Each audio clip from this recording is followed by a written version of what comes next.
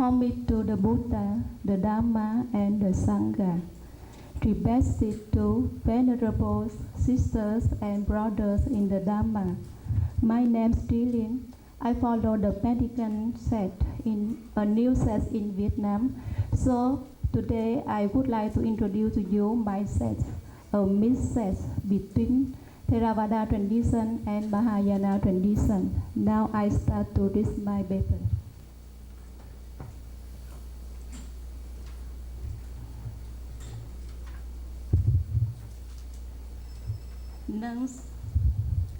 Nuns, the Vatican tradition in Vietnam.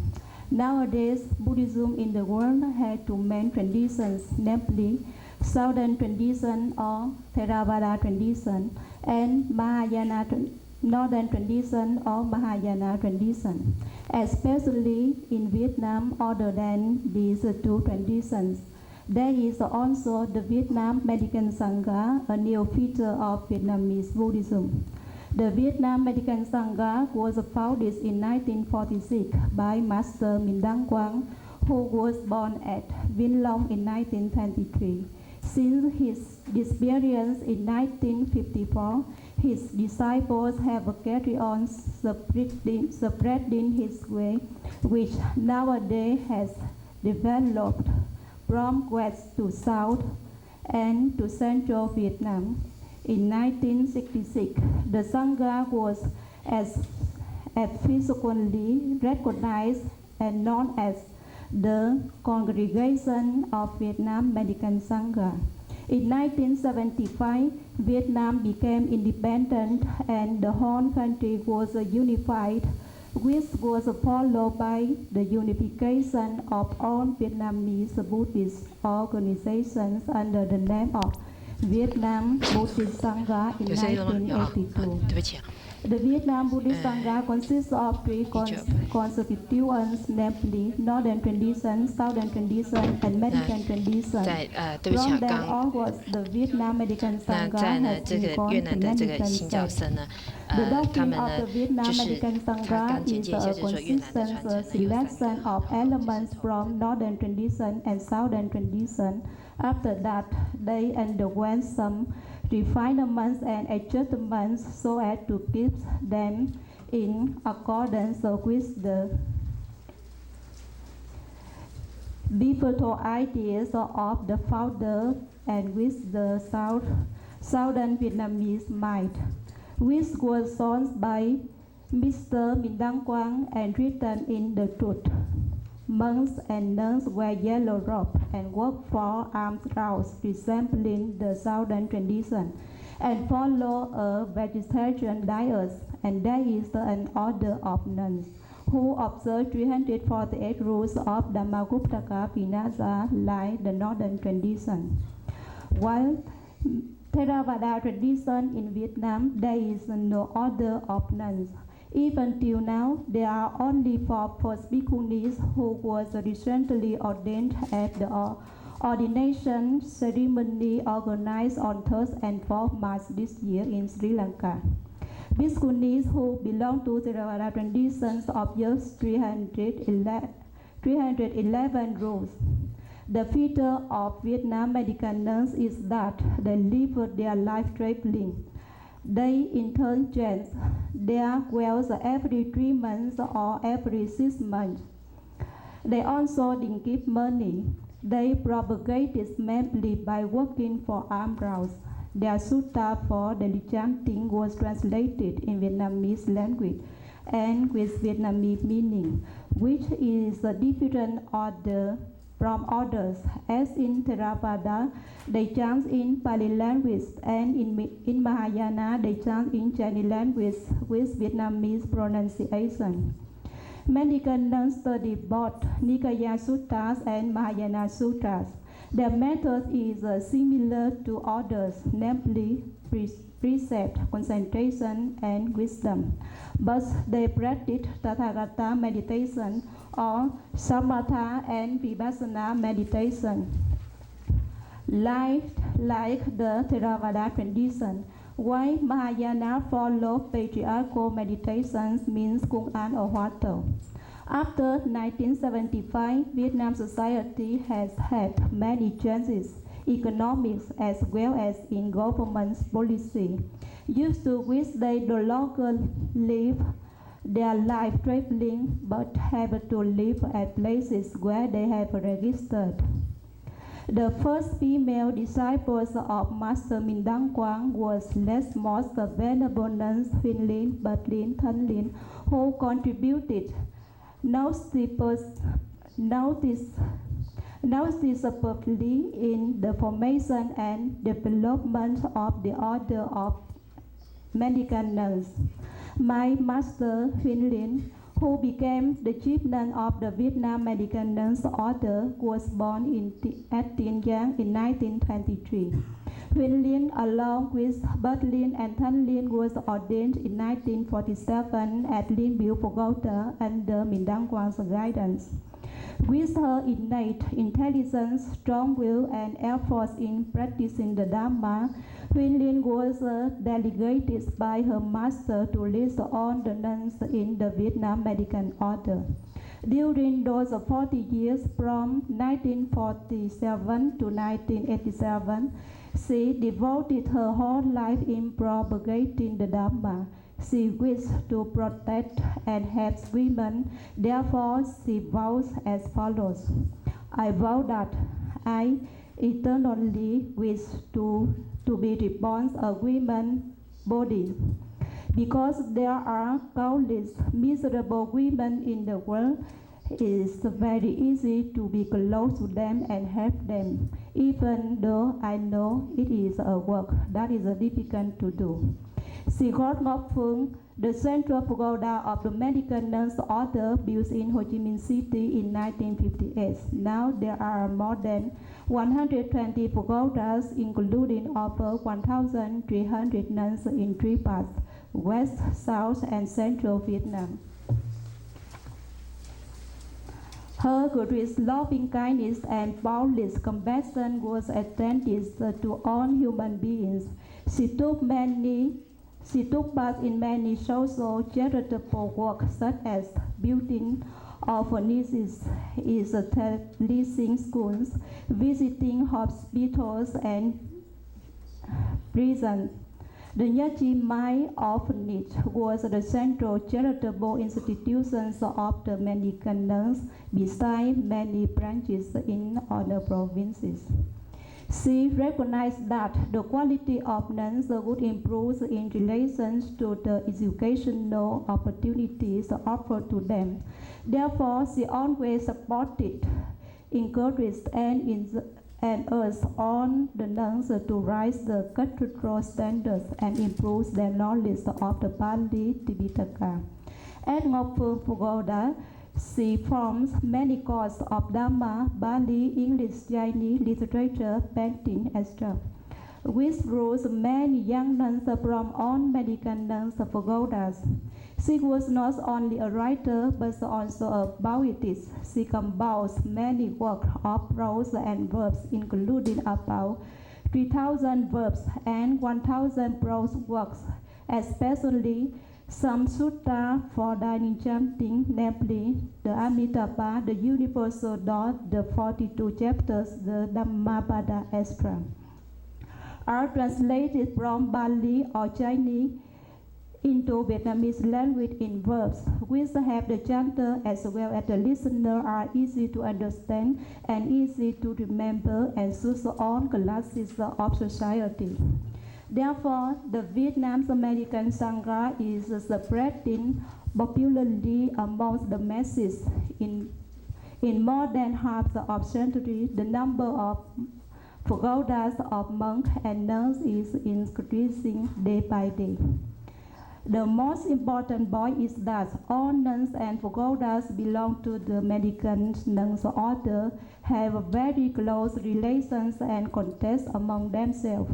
Any nun who belongs to Mendicant Nuns Order is also allowed to come to sites in any pagoda where it is suitable for her practicing and studying.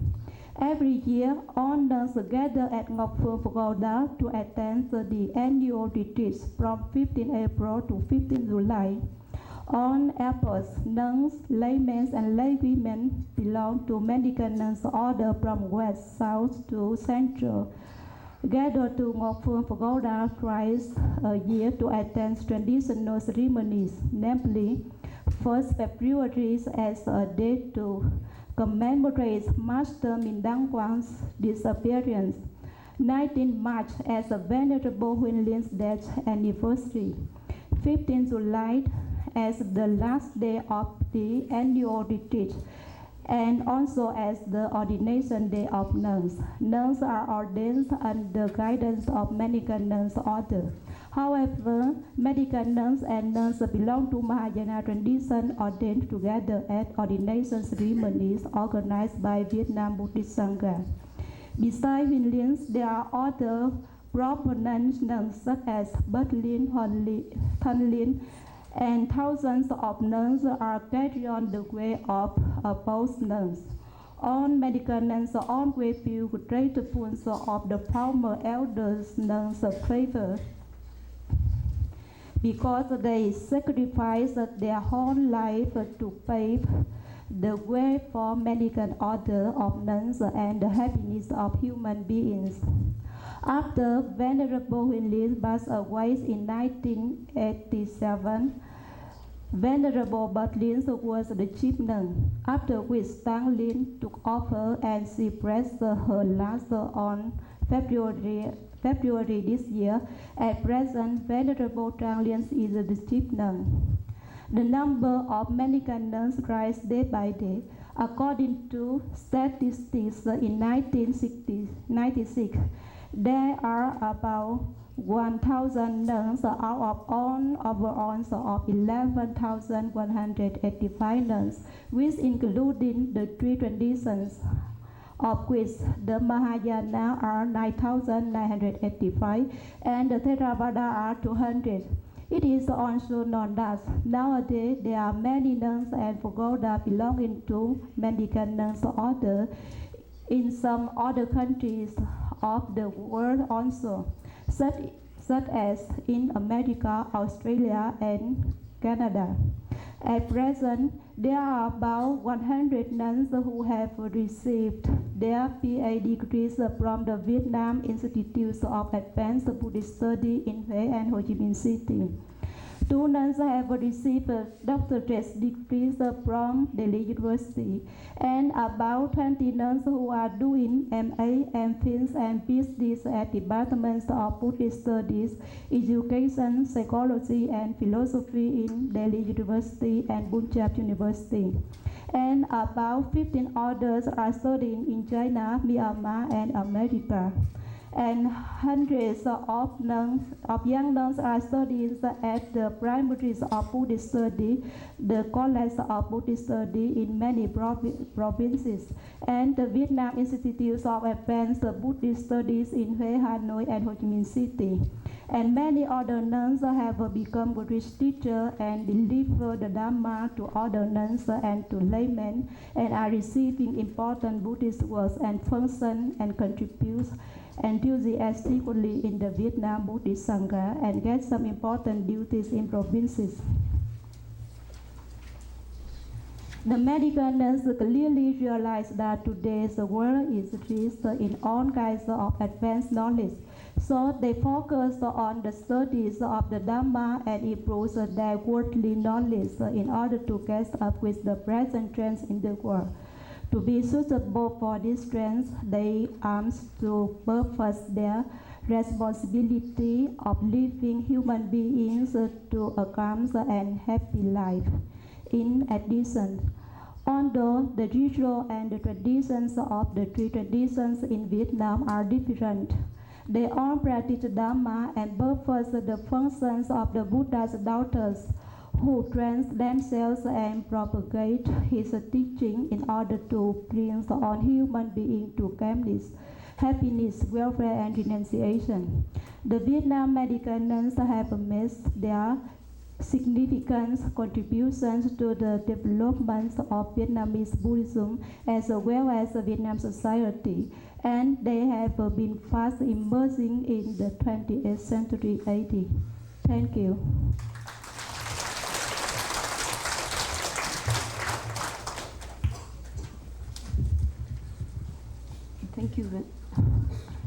Thank you, Venerable Trillian, for introducing us to the mendicant tradition of Vietnam. Now the next speaker will be Sister Sisal Upamia from Thailand. She teaches in the Mahaprajapati College, which is the first college of Buddhist women in Thailand. And then the topic she's going to speak is about the project of Nuns College in Thailand.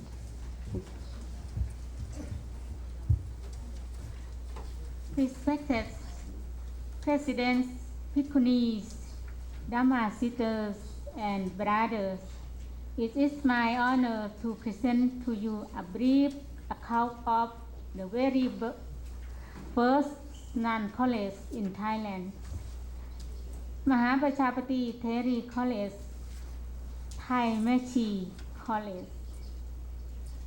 History: Mahaprajapati Theri, under the patronage of His Holiness Supreme Patriarch of Thailand, it is the first college for nuns and women in Thailand. It was founded by Mechi Kunying Kinitha Vichiancharan with the cooperation of the Thai Nuns Institute Foundation and the Association for the Promotion of the Status of Women. The pilot project was started in 1999 and began classes for the first year BA within the compounds of the Association for the Promotion of the Status of Women in Bangkok. This academic year, the college has moved to the new campus in Pak Thong Chai district, Nakhon Ratchasima province, which is the 3 hours drive from Bangkok. The project objective of Mahaprajapati Theri College: 1. To produce the graduates in Buddhism, educational science, and public health faculty from for nuns and lay women.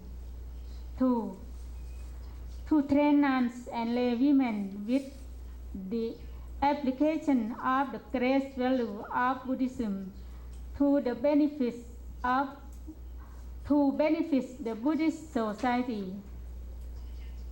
Results of projects: in the year 2002, there are 4 classes consist of 39 nuns and 21 lay women for the Buddhist studies. Among the teachers, there are 4 nuns and 1 lay woman. Mechi Yupin Duangchan heads the pilot project with an assistant is Mechi Sislap Upamai. Mahaprajapati Theri College is under the Mahamakut Buddhist University. So the students go through 4 years of education to graduate with BA degree in Buddhism. Before graduation, they also have to finish the highest class in Dhamma study. The other teachers are monks, nuns, and laymen from Mahamakut Buddhist universities, as well as from government universities. The daily activity for students: there is a morning chanting at 4:30 a.m. and then nuns go for alms round on Sunday at 6 a.m. Classes begin at 8 o'clock. The evening chanting begin at 6 p.m. and will be followed by 1 hour of meditation and dedication of merit. Social activities: both teachers and students give Dhamma talks to distressed and underprivileged women. organized Buddhist ceremonies for the officers and workers on Vesak Day, Mahapuja Day, Buddhist training for 150 youth students three times a year, raising funds for building and dormitory, immediate planning. I regret to inform you that แม่ชีคุณหญิงกนิษฐาวิเชียรเจริญ the founders passes away in May this year. Many buildings are not completed. The college is not yet totally equipped. At present, the students do not have proper dormitories, so they are squeezed in meditation hall.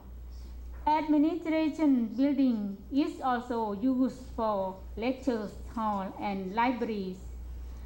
So we are now recruiting financial assistance, which is not easy in Thailand because Thai people are accustomed to making donation only to make to the monks, taking it as the earliest means to make marriage.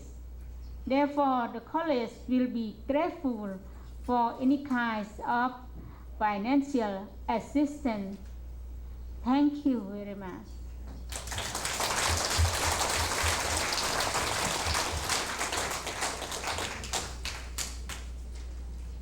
Thank you, Sisters Sri Salap Upamia. We are glad to know about the first Buddhist college for the nuns, but at the same time, we're very sorry for your founder, who passed away in May this year. We're very sorry. The next speaker is Sir Tenzin Namdrel from Ladakh. She is studying in the Mahabodhi Meditation Center in Ladakh, which is in northern India, and she will speak on the Ladakh's nuns and women condition.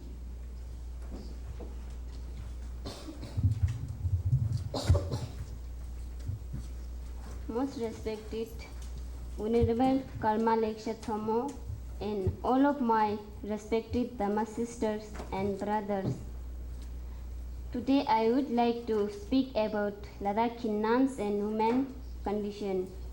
Now I am very happy to get opportunity to speak about Ladakhi nuns and women condition. Greetings to my sisters from around the world. Firstly, I would like to pray for the good health and happiness of all the sentient beings on this earth. We are nuns from the Mahabodhi Fandeling Nunnery in Leh Ladakh in the Indian Himalayas. It is a great privilege for us to attend this conference in Taiwan. We always think of Taiwanese nuns with gratitude because they were the inspiration for our founder, Venerable Bhikkhu Sangha Sena, to create our nunnery in Ladakh.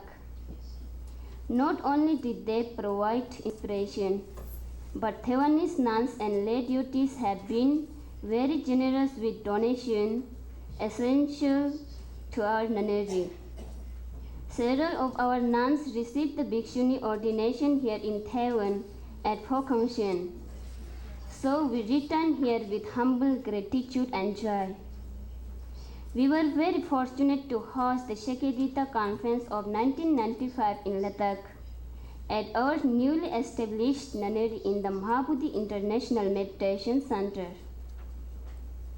The conference was the same year as the foundation stone ceremony of our nunnery and marked an important turning point for nuns in Ladakh.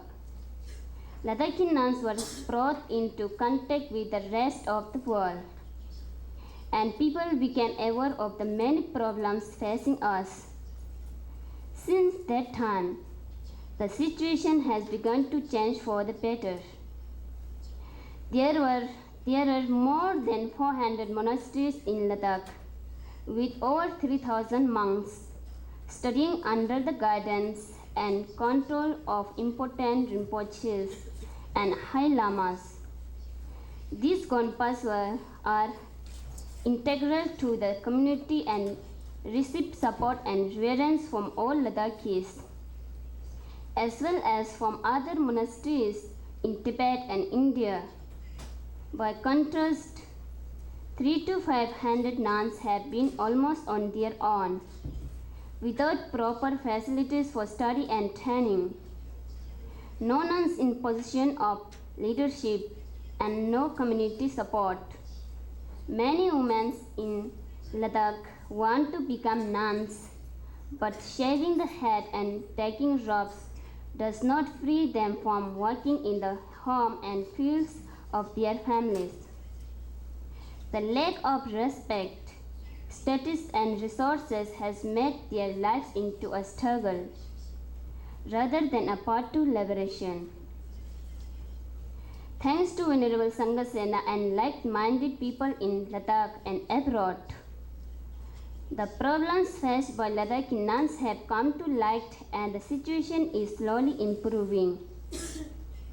New nunneries have been built, existing nunneries are receiving more attention, and more women have the opportunity to choose this way of life without discouragement.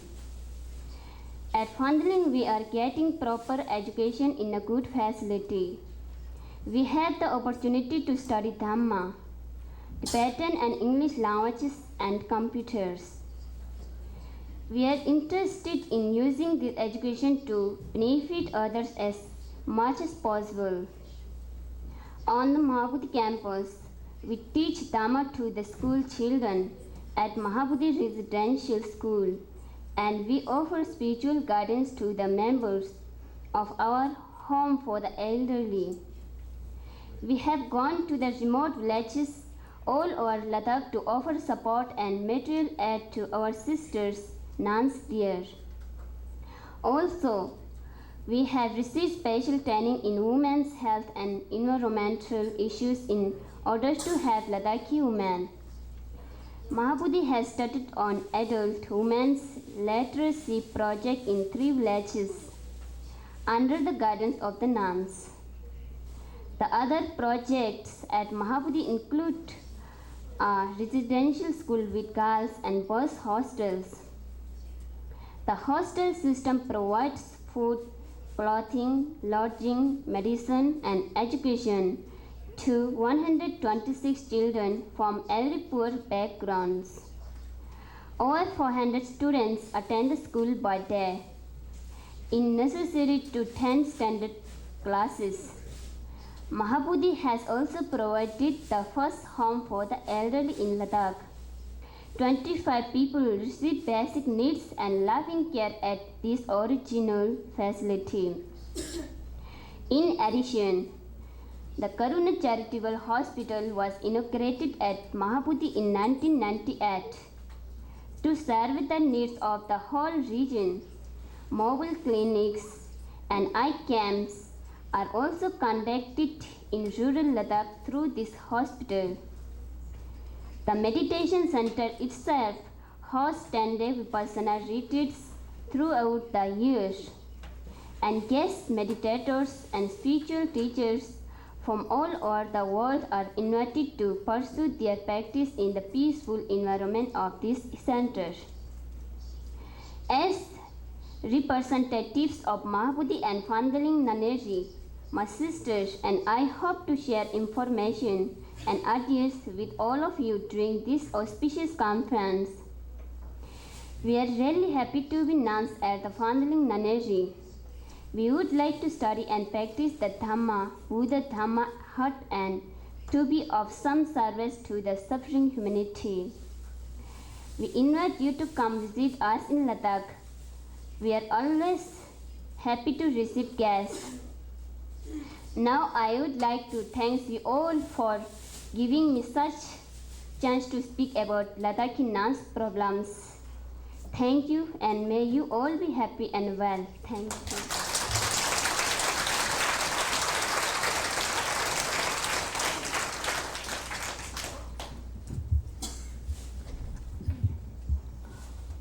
Thank you, Sister Tenzin Namdru. Now our question answer session will begin.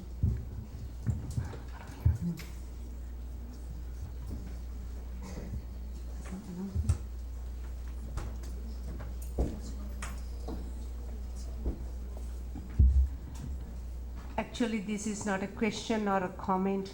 I would like to move a proposal, a resolution, if you allow me to do that.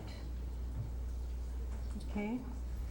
So, I would like to propose that our most venerable Hugh One, the founder of the Hua One University, our host for this 7th Sakyadhita International Conference, be made the honorary president of Sakyadhita International Organization. May I just say a word for those of you who have been here? I hope it's been translated, yeah.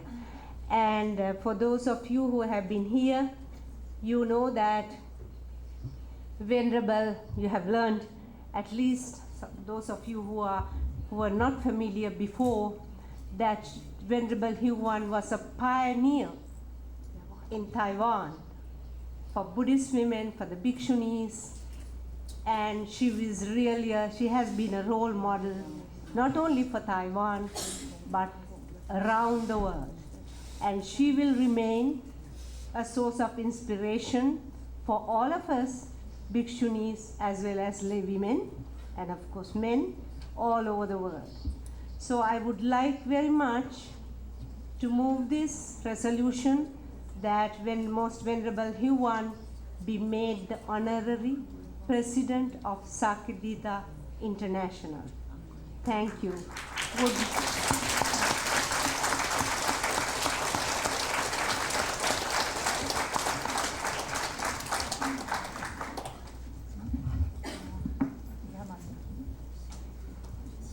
저는 한국에서 온 서로입니다. 서로 스님. I'm Korean. My name is 서로 스님.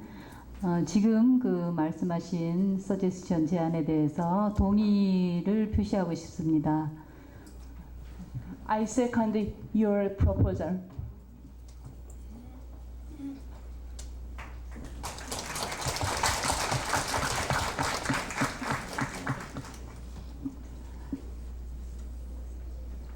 I guess the chair, the facilitator might have to find out if there are any objections.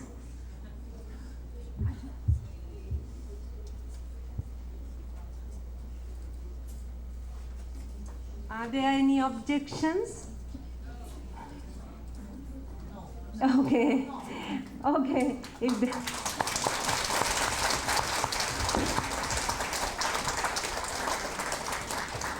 Thank you very much indeed for passing this resolution. Thank you.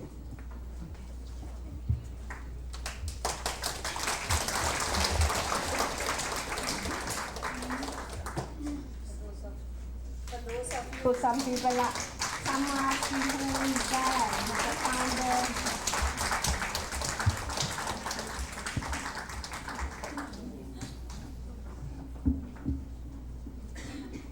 请问一下哈，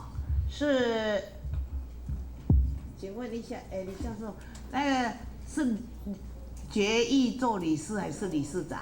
名誉理事长？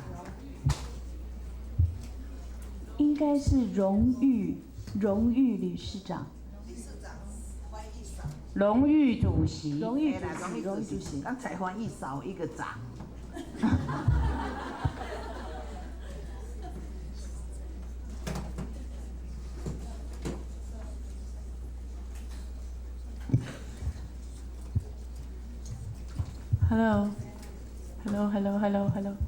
Hello. Okay, sorry. I just want to say that as a member of Sakyadhita since 1993, and this is the first actual conference that I've been able to attend, there are many Sakyadhita members who are not here. And this is not opposition. This is just saying that an actual resolution has to be passed with all the members of Sakyadhita. Even the ones who are not here should be informed. Thank you. May I speak to that? I believe that it's the members who are present who have to agree in the majority, not all members.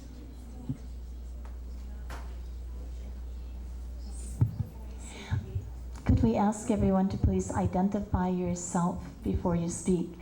Also, this would be a resolution on behalf of this conference. It's worded, it includes the members of this conference, not of the entire Sakyadhita, just to clarify.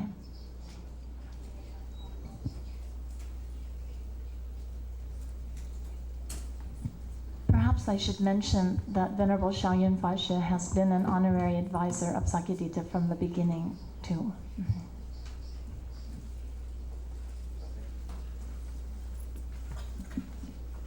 Uh, 对不起，我是台湾代表释如芝。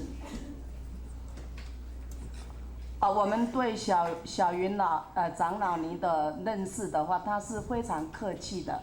那这个决议是不是要经过他本人的同意？谢谢。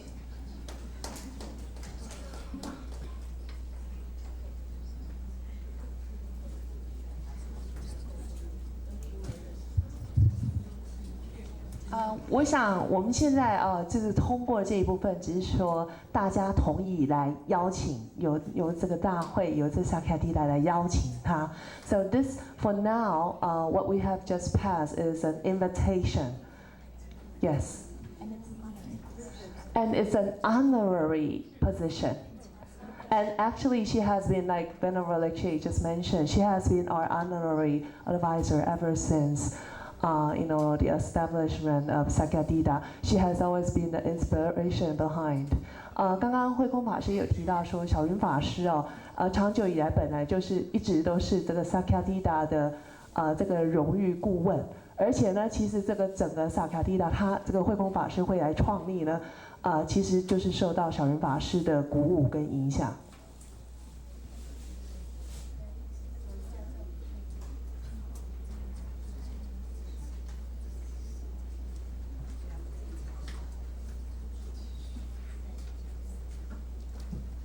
I think, excuse me, I think I probably is not because Venerable Huon is my master, but I think in this situation, I think it seems like there's no point for us to ask for her agreement, because I think this honorable title is something all of us would like to present to her as a gift or as an honor, as a respect from us. So I think there's no point we will ask someone, will he or she accept what we want to give, right? So I think if you all agree, and so we just, just present to her.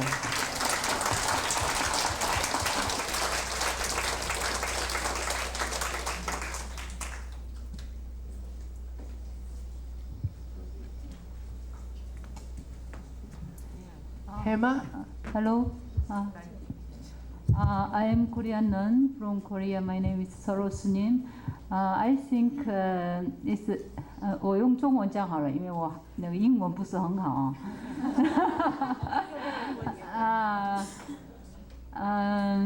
因为是这个名誉顾问还是名誉的理事啊，这个不只是一个人，顾问主席的话，荣誉主席是一位啊。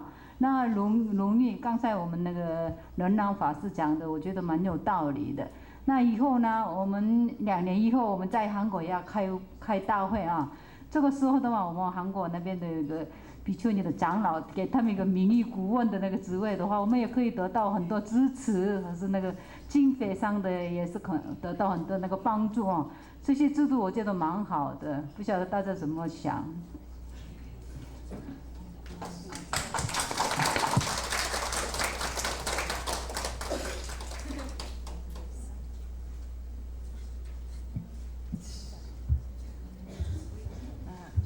Okay, this Korean Venerable just mentioned that she really agrees what Venerable Renang just said. So this is just an honorary position, and we are offering this as a a gift, a token of appreciation for Venerable Shikyu-wan. And she would also like to adjust, for such honorary positions, maybe later, 2 years after in Korea, we could have something, honorary advisor, such position available, so that it could also help fundraising later, for the subsequent conferences, Sakyadhita conferences. It would make everything easier.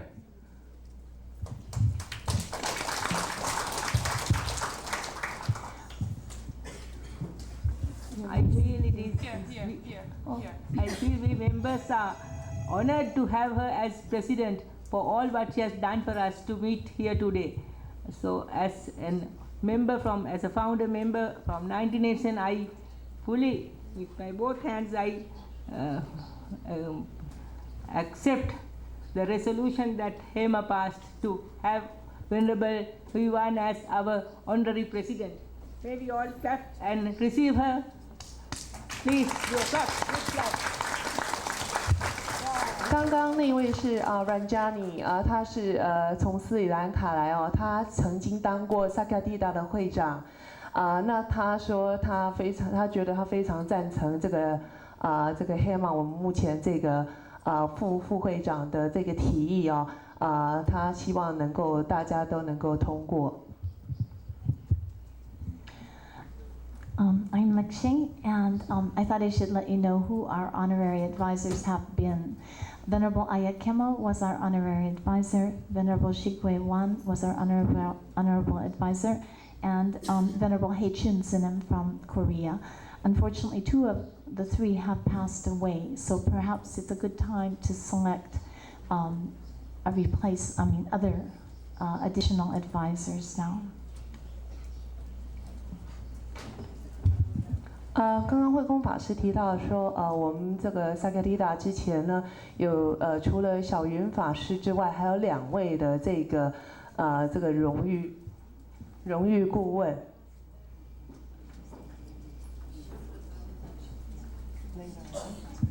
那所以呢，他也提到说，其实是没有错，我们应该是那另外的2位这个荣誉顾问呢，有来自韩国的荣誉顾问，还有1位日本的荣誉顾问。那韩国跟日本这2位荣誉顾问呢，就是说已经往生哈，所以我们的确也是需要有其他的这个荣誉顾问的产生。不过呢，这一些我们或许可以在这个会后我们再来这个进行。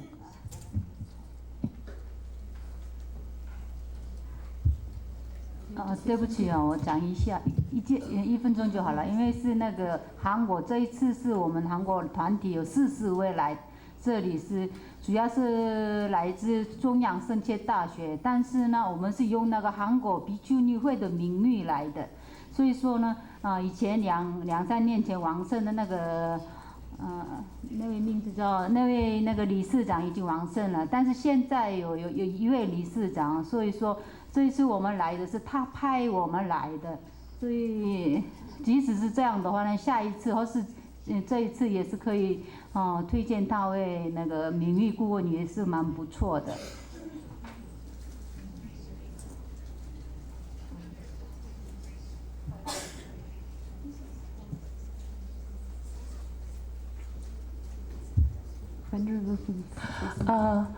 慧空法师刚刚提到的那个会后的意思呢，其实是说，当然我们很希望就是刚刚说法师讲的，您有很好的这个提名，我们可以接受提名，我们就接受提名之后呢，我们有我们这个执行的这个委员会，他们会来接受提名，然后会再来开会做决议。Yeah, we can accept recommendations for the honorary advisors, but we will have to discuss this among the executive committee of Sakyadhita, and we can make the final decision later after the conference.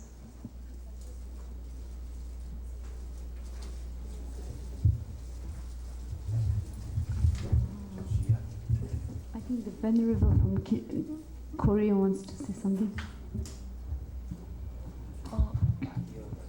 My name is Seokdam and I'm a Korean Buddhist nun.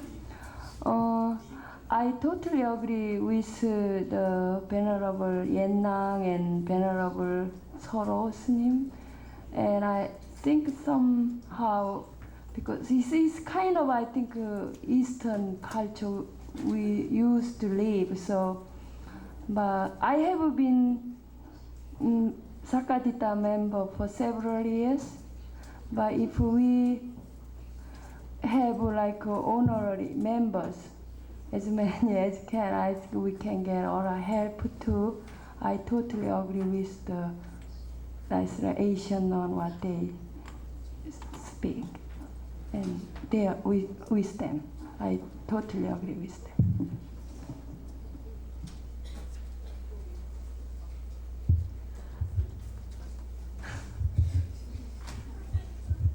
I think it is a very wonderful proposals, and nobody give operation here now.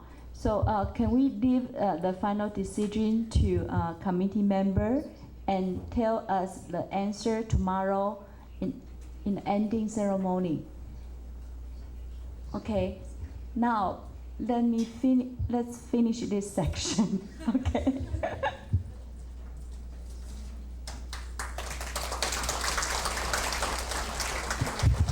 May I say one suggestion? Life is impermanent, so I really, my suggestion is that sooner the better.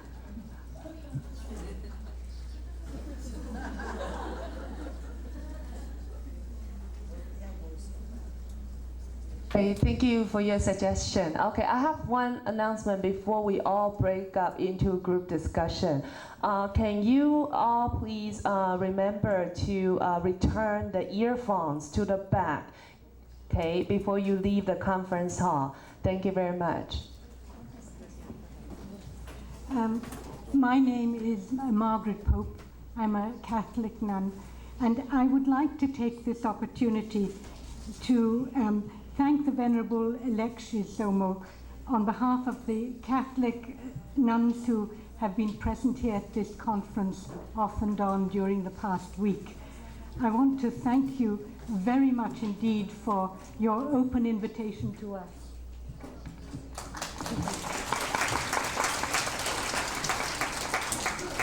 It has been a truly interfaith experience, rich and valuable.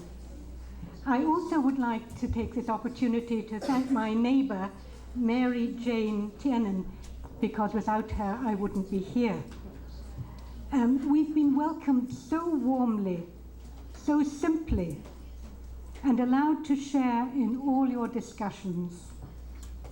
You are truly an inspiring group of women, and we are in sympathy and solidarity with you in your various gender issues and other issues. The Sakyadhita movement is surely a part of your enlightenment and will have a tremendous influence on our world. I believe you have approximately 300 million Buddhist women. When they are educated, when they are aware of their own dignity and worth and their spiritual potential, when they are in active social work, what a revolution there will be in our world. Add to this the women of the other religions, and it is going to be wonderful. It will be a world of compassion, loving kindness, non-violence, wisdom, and that will replace the present hatred and violence and suffering in our world. So I pray for you. And the Chinese, when they are faced with a challenge, I believe they say jiao, jiao, yeah, jiao, keep going. Jayo, jayo, jayo, jayo, keep going. And that is what I wish you to do. Thank you.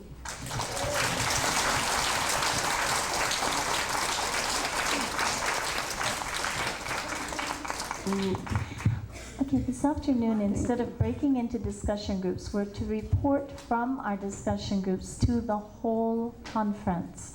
So will the one selected representative from each discussion group please go to the front? And then at 4 o'clock, at tea time, we will have the distribution of the conference bags, and Robin will explain that. Where did they go? Okay. At maybe 4:30. Because I don't. At 4:30, the bags will be. There will be 3, myself and 2 helpers. We will be up there at the front with the 3 bags. There are card, your tag that you've been wearing around your neck for the week. You will get 1 bag when you hand for tomorrow. And starting at 9 o'clock, we will have the closing ceremony.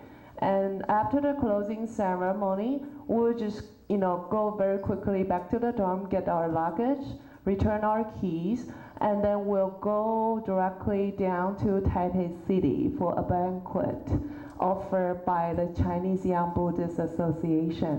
And there we'll go for the temple tour. We are not returning to Huafan. Okay, so after the temple tour, on the 20th morning, we'll just take you directly to the airport. So please start packing tonight as soon as possible so that you won't, yeah. Okay, now okay. After the discussion, okay. Sorry, I have one more thing to say about the bag distribution. The bags are only for those participants who have come for the entire week, for the entire conference. They are not for the people who came for 1 day or so forth. Okay? So, thank you very much. 那个僧代的给予只有给予那个是就是7天或者是8天在这边长期待在这边的人。如果是只来了1、2天，或者是你没有登记住宿的，这些我们就不给予僧代，请大家了解，谢谢。对不起。但是可以事后的时候可以购买。After this, you can purchase them. Okay, if you cannot get it, yeah, after. Maybe if there's some left, you can get one. Okay, but we're not so sure. After this, please stay. 不要走，拜托。If you need to use the restroom, please go and come back immediately. We have to start the group report. OK， 如果你们希望上洗手间的话，上一下，请你马上就回来。我们马上要开始我们分组这个讨论的这个报告总结。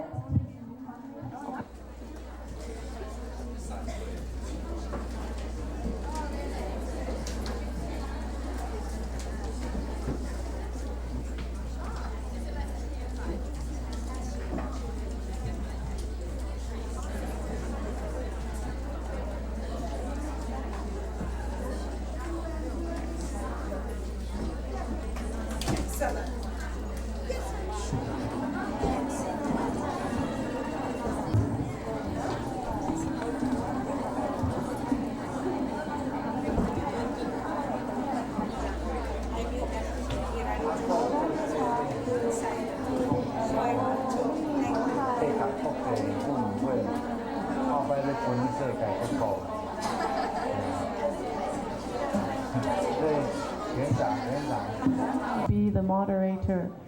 I am the moderator. Please listen to me. Okay. 请大家都坐好，我们要这个最后的讨论开始。So now is the presentation from the discussion groups since the beginning. There has been our very kind translators in each discussion group taking notes of the main points of interest that came out from those discussion groups. So let's start with Marcy Middlebrook at the Yes. Right now, she is at Seoul National University and she did translation. Okay, please. Hello? Can you hear me all right? Okay. Hi. I am going to be giving the summary from the group of Korean nuns today, and I will begin. Basically, I'll have to leave out a lot of stuff, but I'll just give you the highlights and try to make this as brief and painless as possible. In response, we had a lot of responses to the papers today, not today, but throughout the week. One of the responses was about issues dealing with sexuality, and the main conclusion of the nuns in our groups was that the mind and body cannot be separated. Therefore, having good control of the body is very important for controlling the mind. And abstinence from sex allows the Sangha to maintain its world-renouncing spirit, or what you would call Chuga Chongshin, right? Can maintain its Chuga Chongshin, and allows the Sangha also to be composed of people who have joined because of their strong faith and desire to practice. Okay. However, we recognize that there are certain advantages of having a second generation of Buddhists, of offspring, as Buddhist priests do in Japan. And this is very, very apparent in the Korean context, where Christian pastors often invest much money in the education of their sons. And this, of course, has helped Christianity sort of flourish in Korea. So we reaffirmed the need to invest more money and more time in the young nuns in Korea to be able to compete with this situation. Next, going into interreligious dialogue, this is a very difficult question in the Korean context, to such an extent that even some have suggested that interreligious dialogue is nearly impossible, particularly when Christian groups dub Buddhism idol worship. There have, I don't know if you've been aware, a number of incidents where Christian groups have gone in and decapitated Buddhist sculptures, and nuns also have experiences of being sort of aggressively grabbed by missionaries on the streets and been asked to convert to Christianity. But perhaps in Korean society, I've got to slow down, sorry.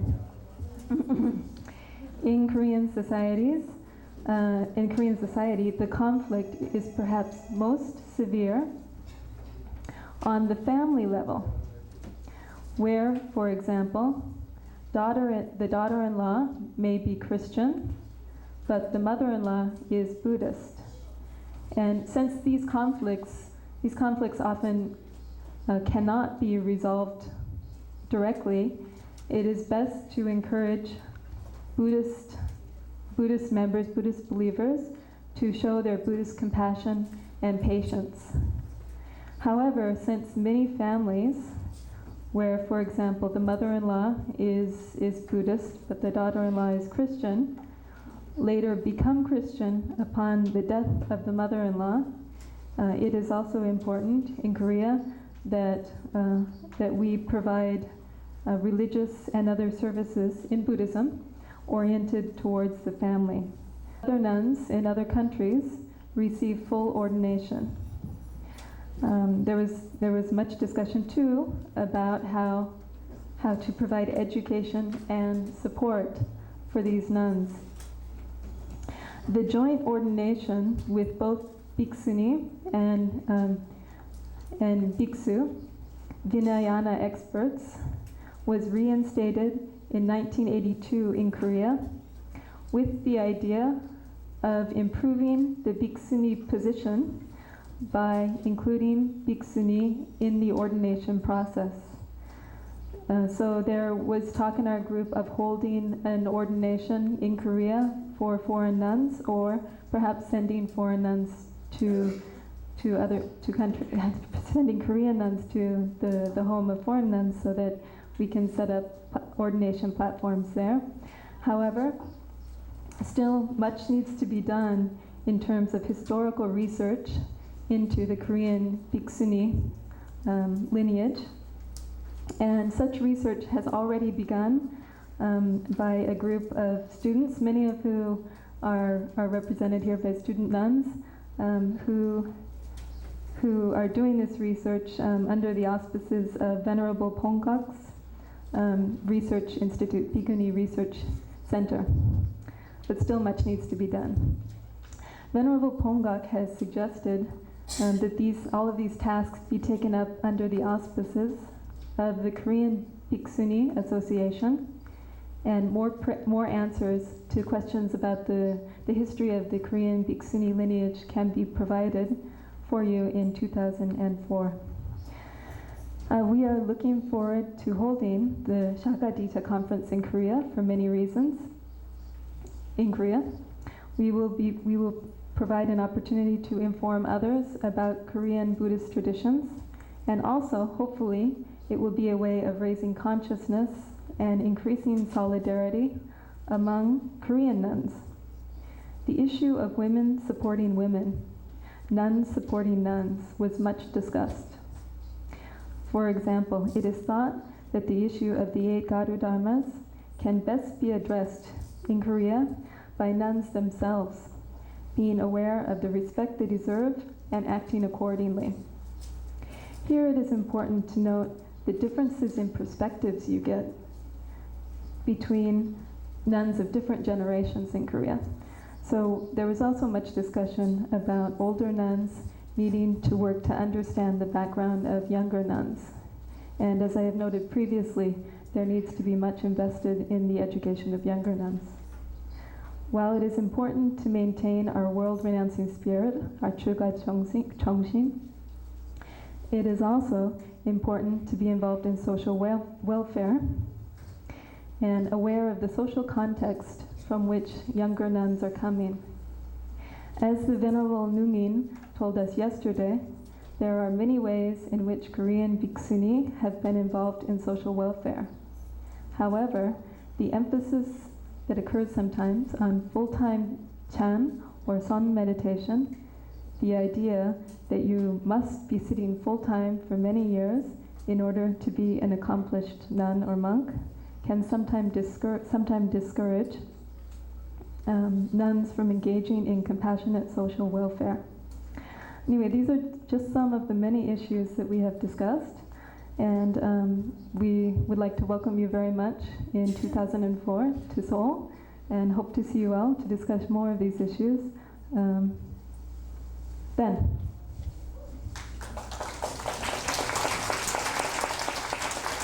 Thank you.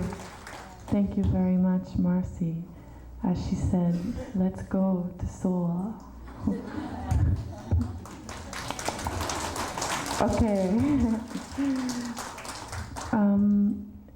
We're trying to keep every presentation to about 5 minutes, so don't worry, you won't be here too much longer. Next, we have Clara Lynn Nunemaker, who is a forester. She works in the forest, so to me, she is not like a monastic, but a very spiritual life in the forest. Please tell us about your discussion group. Thank you. Well, it's really a privilege to be able to speak on behalf of my group. I'm probably the least qualified to speak on behalf of the group, and I'm honored to be able to do so. So, as most foresters, I'm a woman of few words, and I have a simple mind. So my report will be very brief. On the first day, we talked extensively about the 8 special rules, and the only conclusion that we came to is it would be very, very helpful if Sakyadhita as an organization could find the people to translate Zhao Hui's paper into English and make that available to the membership. So that's one specific suggestion we had. On the second day, we talked about the relationship of the laity and the Sangha. And we're very fortunate in our group to have Hawa from Spain, who is Muslim.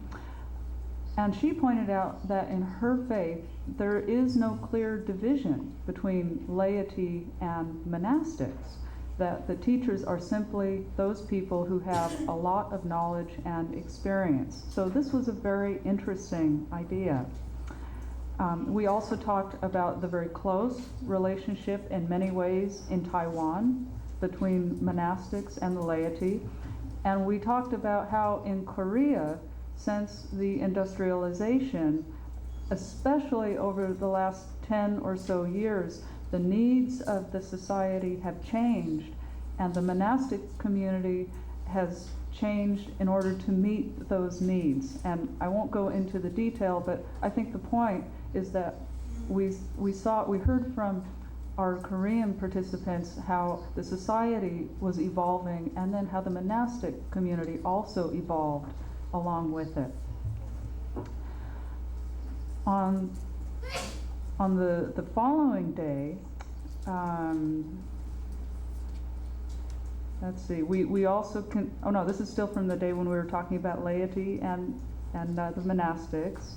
Oh, and we also thought that it would be a very good idea, because the laity and monastic communities in Taiwan and Korea have such a close relationship, for people from those countries to write their experiences for possible publication in the Sakyadhita newsletters. So those of us from countries without that close laity-sangha relationship can learn from the experiences of others. The next day we heard from our friends from Ladakh about their nunnery and their need for financial support. And we thought again that a possible role for Sakyadhita is to facilitate. It started out with the idea of facilitating English teachers. There's a need in Ladakh for English teachers to come. Why can't Sakyadhita find some way through a website, the newsletter, to make a connection between native English speakers and where native English speakers are needed? And as we talked, we realized, well, it doesn't have to be confined to English teaching. There are many ways that we can help each other learn, and maybe Sakyadhita can help make those personal connections of individuals from one place to another.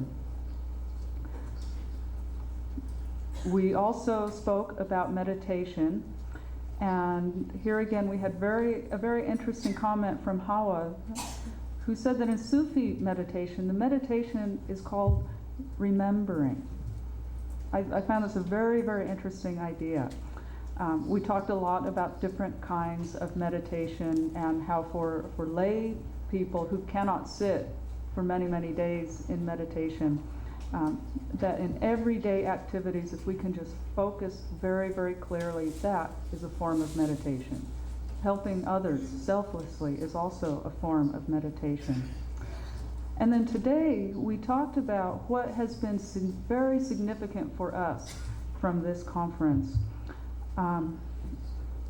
And some things that came out, one of the bhikkhunis suggested that perhaps Sakyadhita, the monastics in Sakyadhita, can get together from different traditions and write down what some of the common core beliefs are, what the core values are, those that unite each other. And also discuss more controversial subjects like the 8 special rules. The point so that we can come together as a unified voice. And she said, if we don't do it, who will?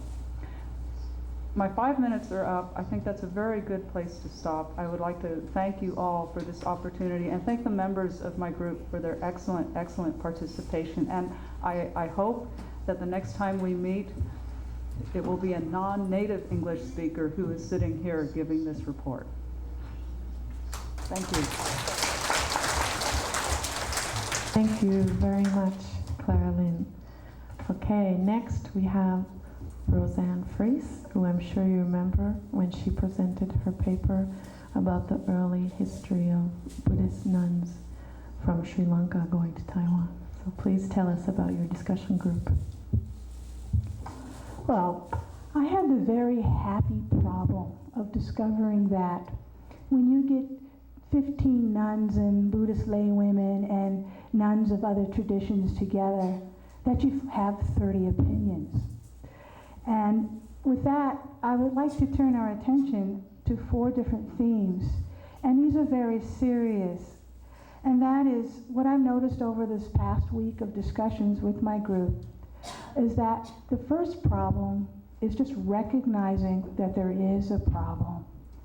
I found nuns from Taiwan and Korea utterly astonished by the poverty in treatment and respect, opportunity to get education and so on by our sisters in South Asian countries.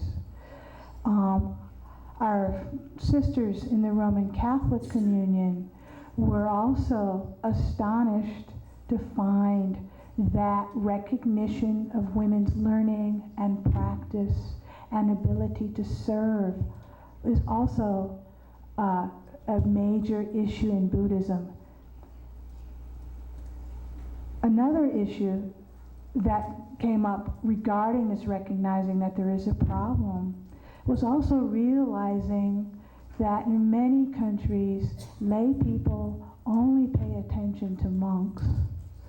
And they only pay attention to monks by giving them money or educational opportunities or respect, that relationship, and that these things in many countries, be it Northern tradition, Southern tradition, or Tibetan tradition, women are excluded or just absent from their thoughts. But to go back to what one nun from the Philippines said in our group, she came to the realization that we are not alone. The second theme that came up was that, let's put it plainly, sexual issues are confusing. And it did not matter what tradition women came from, almost every woman in my group testified to the fact it was to nuns that people in their community brought their family problems, children problems, and so on. And they're all eager to help, but it's very complex. So one recommendation, I think, that came out of the spirit of the discussion is that education regarding sexuality issues, particularly in this age of AIDS, and more choices than ever, and therefore more consequences than ever, about how to make mature sexual decisions and deal with those who have made sexual faults, how to console and guide and be a source of strength for them. The third theme was just curiosity about practice. I saw again and again Roman Catholics asking Buddhists about when and how they hold their chanting, their meditation, how they eat, and vice versa. And I find, as an American who just assumed that all Buddhists know their practice fairly well, I was astonished to see that the same level of enthusiasm, well, how do you do it in Cambodia? How do you do it in Korea? What happens in your temple in Japan? And I like that enthusiasm.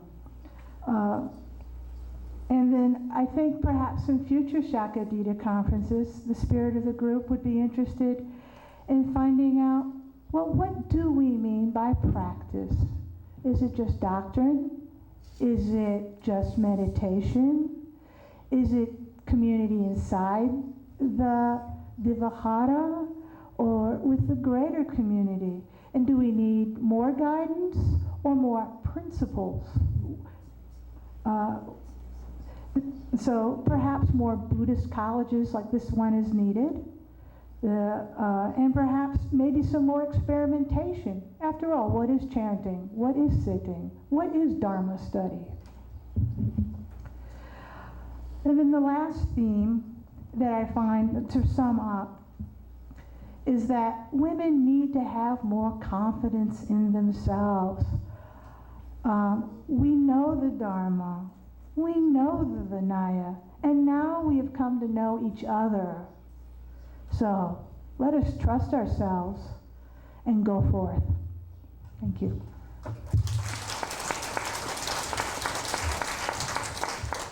Thank you very much, Roseanne. That was very good synthesis, bringing together and choosing what to say about discussion. Thank you. Okay, next we will have, I don't know who wants to go first. Do you want to go? Okay, okay. Okay, so we will have, of course, you know, Dr. Chan Park. Oh, yes, who thank you. We all know, so please, I don't need any introduction to her. Please tell us about your group. It was a very interesting group that we had. You know, during those several days, some members stayed on, and we also kept our windows and doors open so that there were some people who came in and out. I thought that was very nice, you know, to have the kind of consistency, at the same time something different each day. So our group was, you know, represented by diversity of ethnicity, and from Korea, from Tibet, from Burma, Nepal, and Sri Lanka, and others. And we start with the thought that religion exists in society. A religious order, its installations and practices are influenced by its society. What can Buddhists do to change their respective societies for the better? We focused on self-reliance and collaboration of Buddhist women across borders. Women, which means women should be women's allies, and that's the only way that women Buddhists can go through a lot of the hindrances and stumbling blocks. Secondly, balancing self-discipline with social and humanitarian responsibilities. How do we provide peace and harmony and discipline ourselves, and at the same time do these wonderful humanitarian activities for our community and beyond national and cultural boundaries, against gender hierarchy, colonialism, imperialism, materialism, commercialism, militarism, and terrorism.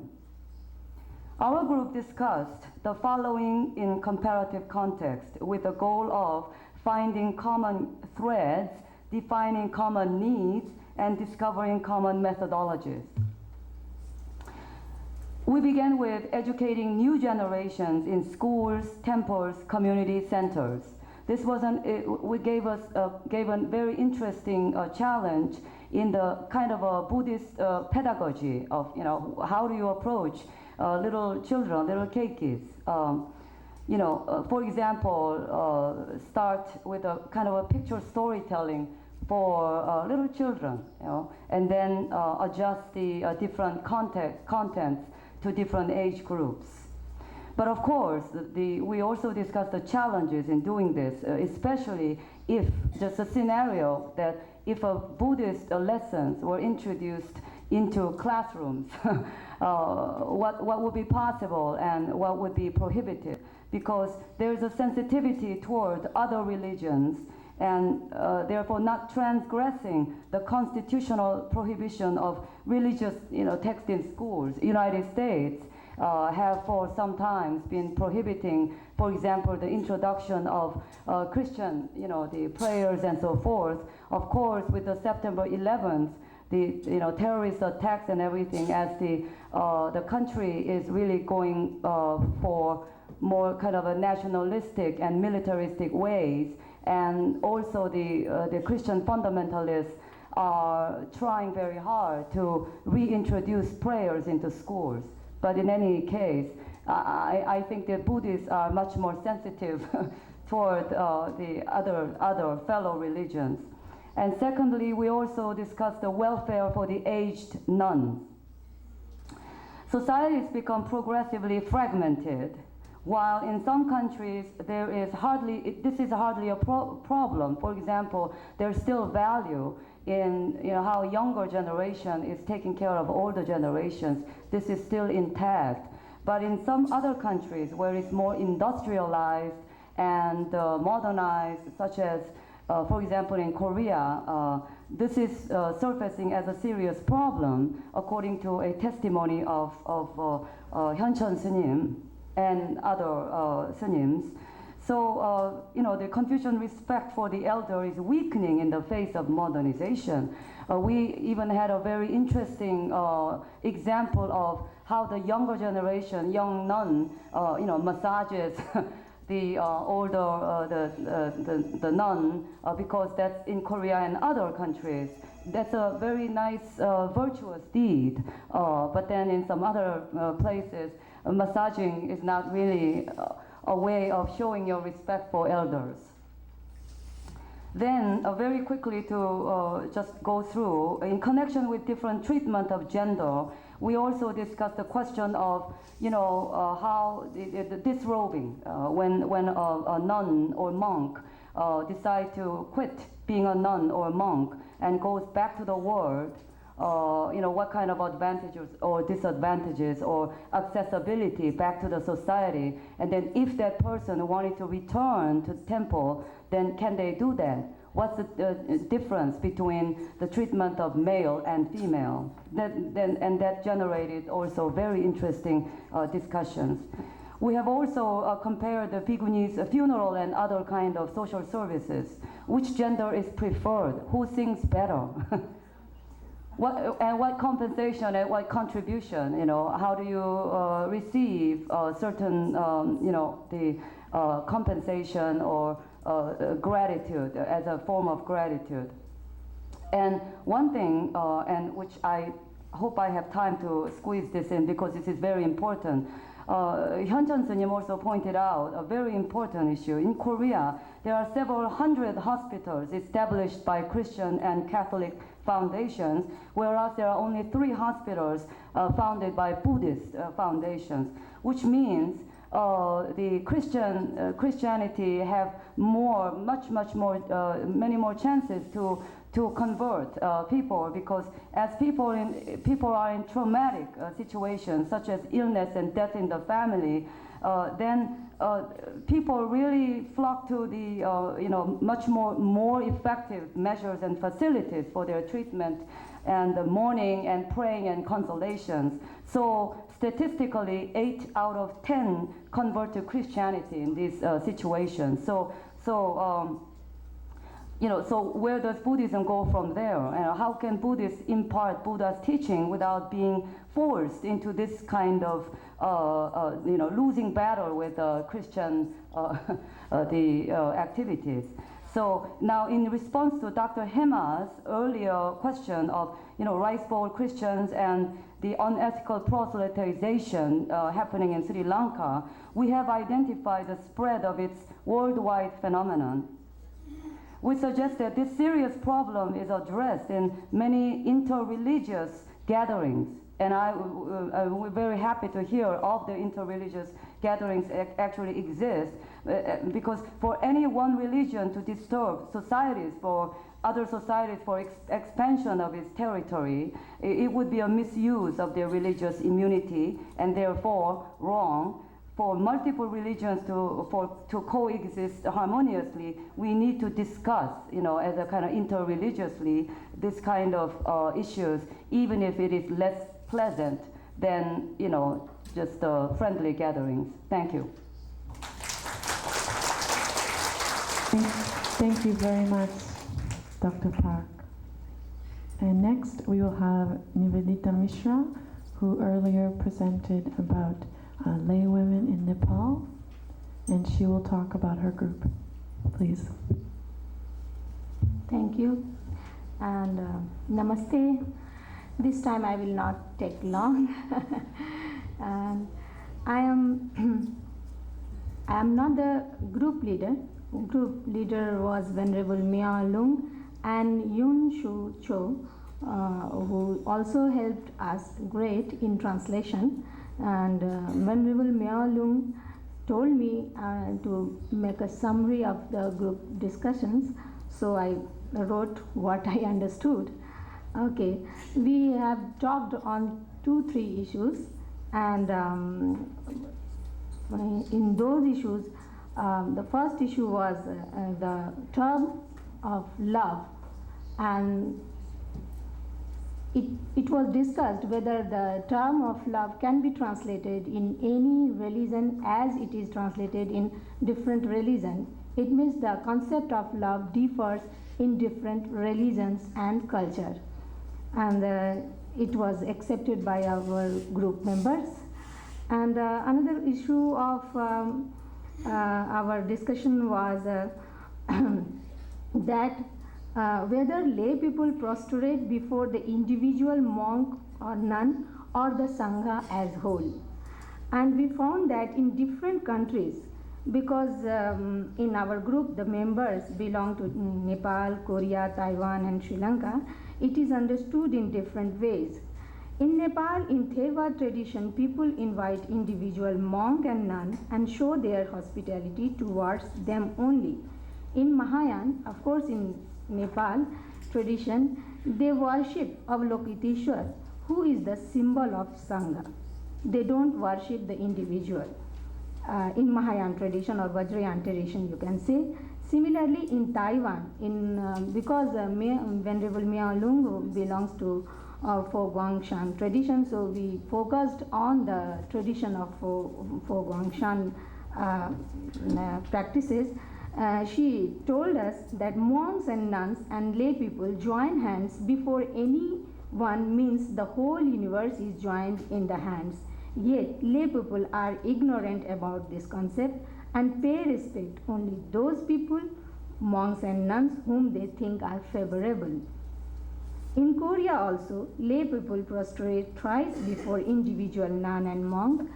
And in conclusion, we can say, though the practice of bowing before nuns and monks are understood in different ways, but they respect the individual representing Sangha, for robe is the symbol of Buddha.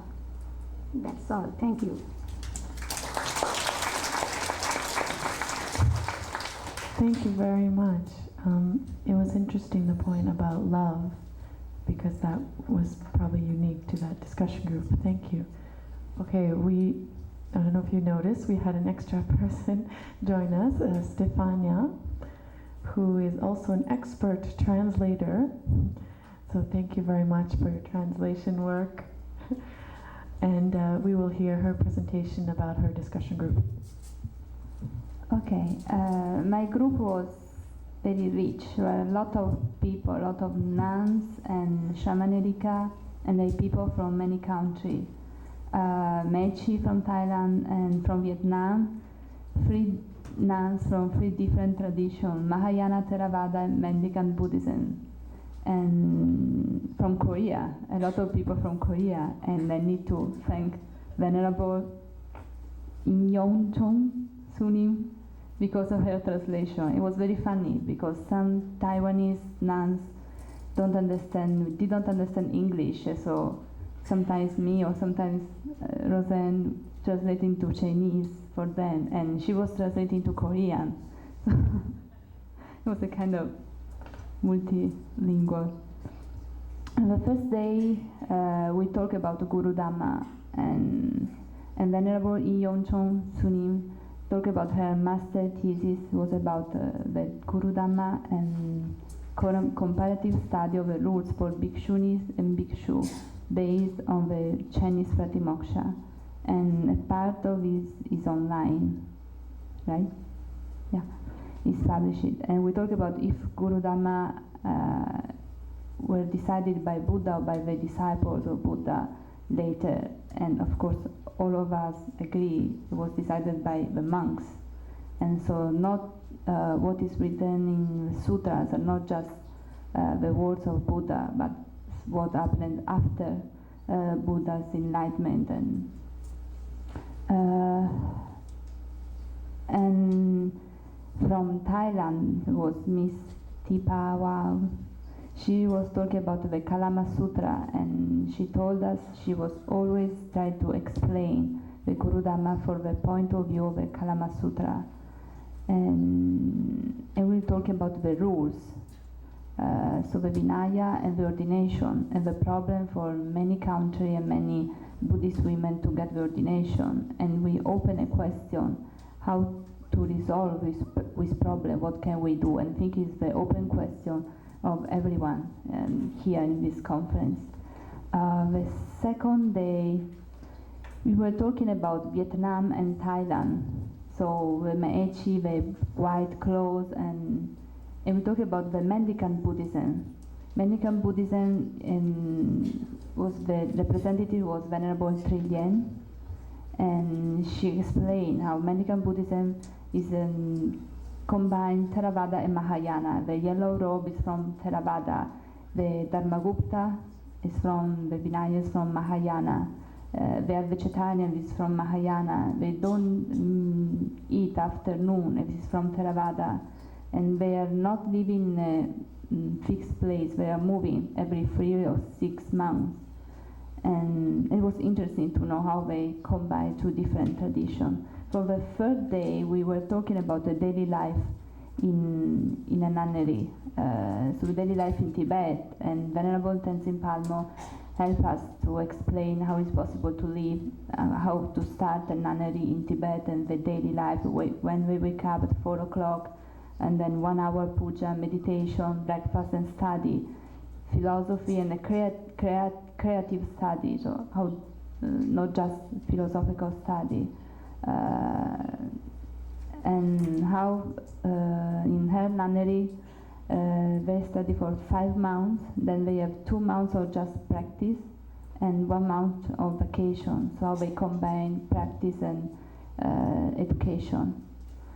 For Vietnam was we talk about one nunnery, Theravada nunnery, the first Theravada nunnery built in Vietnam in 1992. And it was the Bung Long Nunnery, and the representative was Venerable Liep Pap.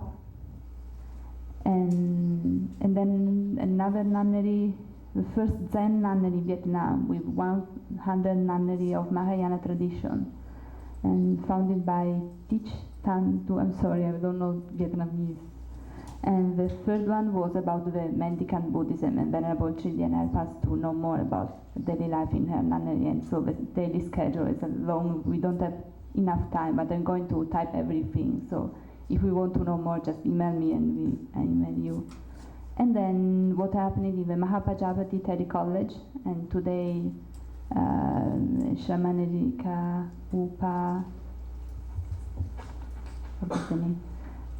Sri Sarad Upamai has a speech as a presentation about this college, so we don't need to say more. And about Korea, what happened in Korean, the education, the training, the Korean monastery, how when we wake up and the study, chanting, and the different kind of meditation they have, the different nunnery. Okay, thank you.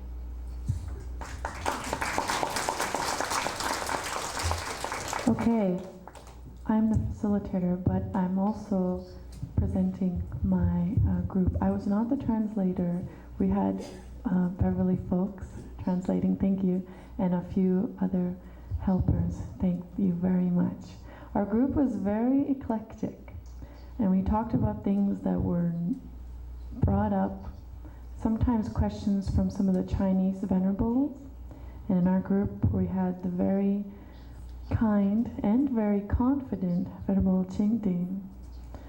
And she asked some questions also to the Westerners in the group who are Buddhists. So I will just very briefly talk about some of the issues and topics that we talked about. One of the questions that was asked is, after one of the presentations, is what are the reasons that women become monastics? Is it because they're trying to escape marriage, or they find their society too restricting, or they want to study, Or is it more because of spiritual, or is it really both? Or just spiritual? So we talked about that because in many ways, as we can see at the conference, especially for Western women who have a wish or do become monastics, it's very different than most other Asian countries. And we also, after we talked about, after the presentation by Dr. Maria Rice, okay, who talked about being a Christian and a Buddhist, one Taiwanese venerable asked, do lay Buddhists believe that, do lay Western Buddhists believe that one can meditate and find God in one's heart, such as the description that Maria gave? Is it possible, truly possible, to be Christian and both Buddhist? So this was one of the questions that was raised.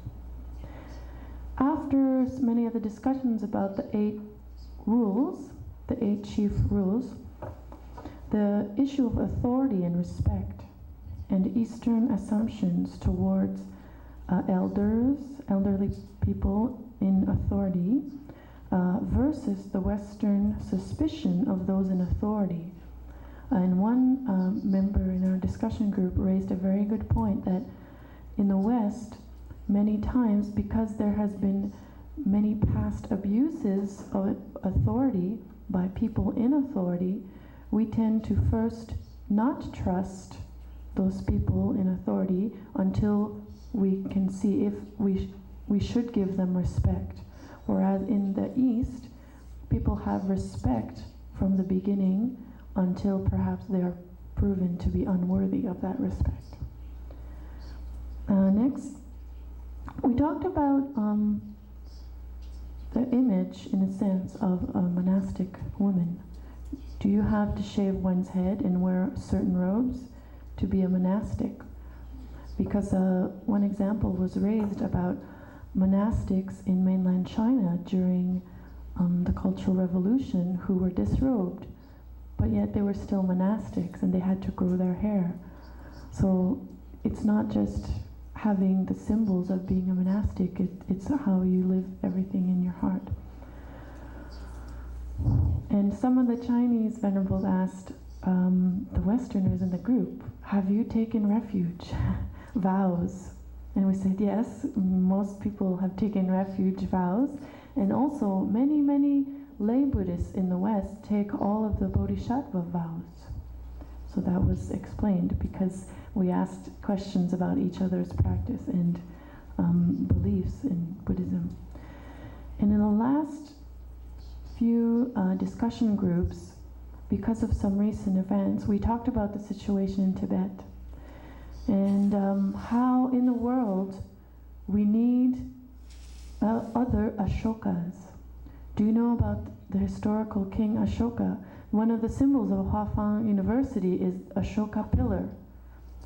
And what we need is more Ashokas as world leaders to really help the situation, to change the suffering and the destruction.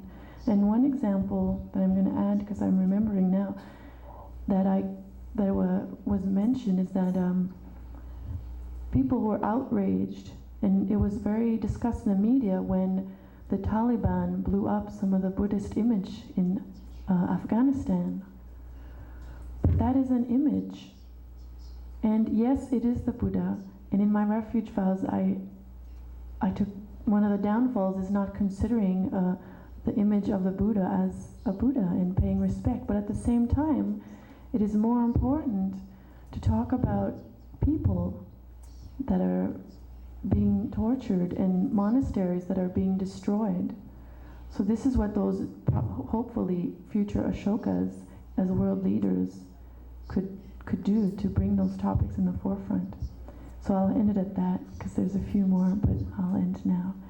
Thank you very much to all of the groups and all of you who made these discussion groups very fruitful and worthwhile. Thank you. Okay, I forgot one thing before the question. One member had one point to add Okay, just Clara Lynn will add 1 point from our discussion group. Sorry. Yes, this is Sorry, my way I just want to remind you, you forgot my group because we are in the group of Maria. Please raise your hand.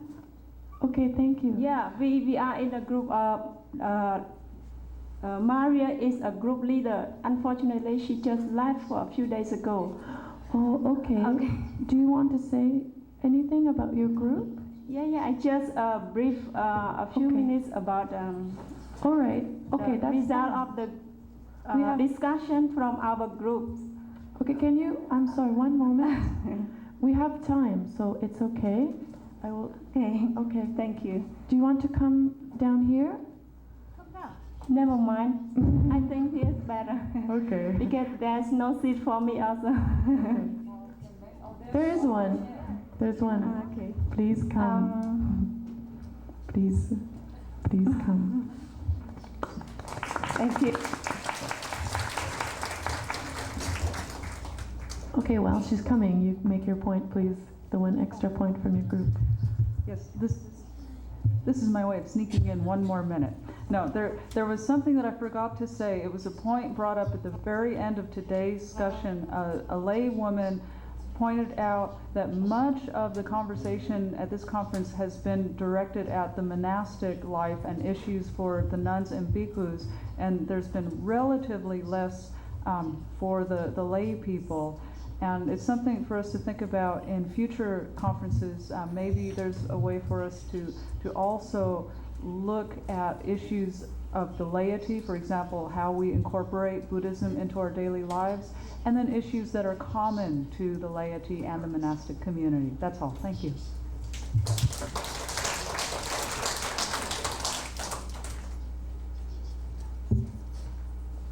Okay, so thank you for speaking up.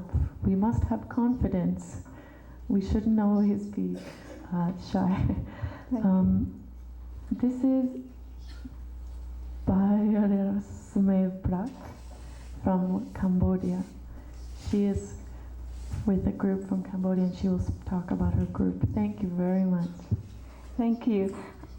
My name is Prabhu Rasmay. It is the first time that I joined Sakyadhita Conference. I learned a lot from the Buddhism from all the country. I'm very happy to join this conference. I'm very interested on how to be Bhikkhuni. As we discussed, that's why we choose this topic for our group discussion. Unfortunately, Maria, she had left a few days ago. That's why I'm not a group leader, but I'm just briefly our result. We choose this topic about how to be a Bhikkhuni in Cambodia. As we know, this is a lot of problems faced with how to be Bhikkhuni in Cambodia. I just take the main idea, the main obstacle of this idea. First, because our country is Theravada, the people, the traditional people respect the monk. So we are the lay women very difficult to find support in the society, in the community. Second is educational. It's very crucial for our society. It is all these points is very, very important. How to improve, how to find the solution for how to be Bhikkhuni in Cambodia. But from my point of view, I think the theory of Bhikkhuni cannot apply to Cambodian society at all at the present time. But for somehow in the future, we don't know either.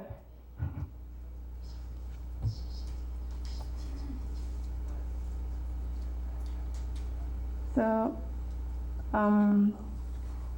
the second thing that I want to say for I would like to request to the Sakyadhita committee that for the next Sakyadhita, please inform the Cambodian participant to prepare the speech in order to share information, share the knowledge from Cambodia to all of you. Thank you.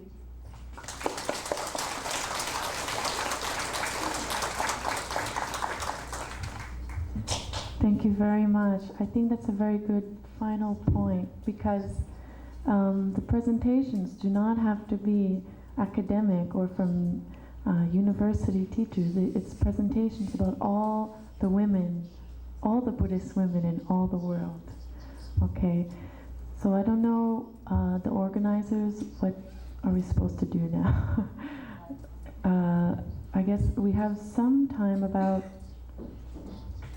10, 12 minutes. Until if anybody for organizer. Until 4, maybe something. The chanting is at 5 o'clock. Maybe we have to receive a bag before. So about 10, 12 minutes. Yeah. For any comments or questions to the group or about any of the topics mentioned? Can I be on behalf of the organizing committee?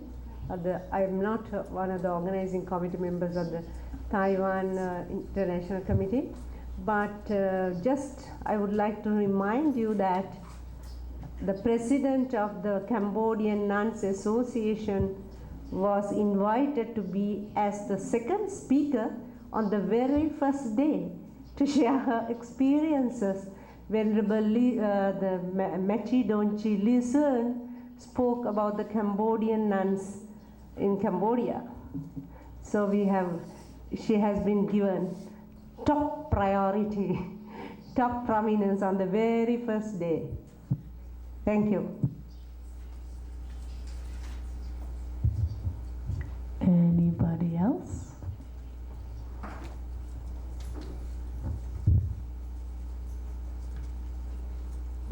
Okay, well, it seems that we brought all the ideas from the discussion groups together, and everybody could know about each other's groups and what we talked about. So that is very good.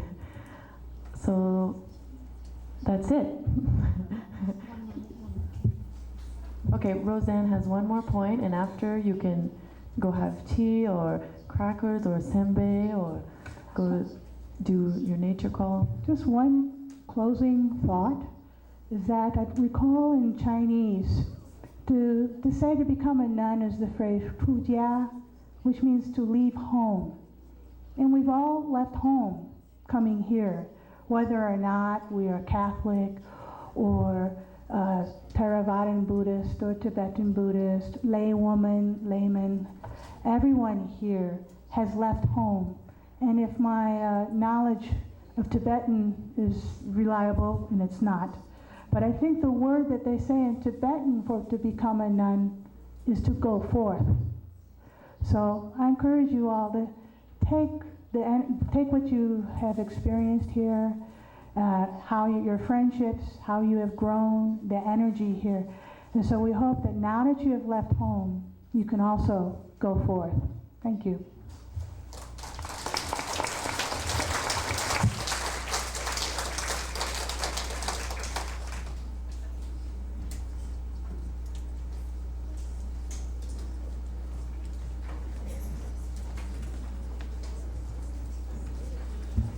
Do you want to make announcements later, right?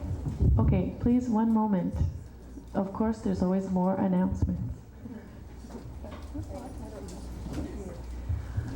We are just setting out the bags right now, so if everyone could just sit patiently for a few moments.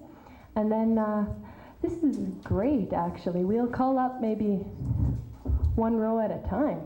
Right on. Okay, so everyone just sit patiently. Thank you.